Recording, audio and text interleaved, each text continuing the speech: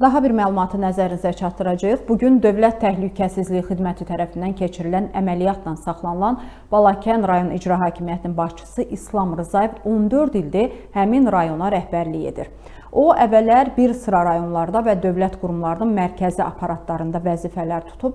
İslam Vahidoğlu Rzayev 1965-ci ildə Göyçay rayonunda anadan olub, 1988-ci ildə Leningrad Maliyyə İqtisad İnstitutunun Bakı filialının iqtisadçı ixtisası üzrə bitirib. Əmək fəaliyyətinə elə həmin ildə Göyçay rayon Maliyyə İdarəsində böyük iqtisadçı kimi başlayıb. Daha sonra Vergilər Nazirliyinin Göyçay rayonu, həmçinin Bakı şəhərinin Nizami və Əzizbəyov rayonlarındakı strukturlarında şöbə rəisi, müfəttişliyin rəisi və idarə rəisinin müavini vəzifələrində çalışıb.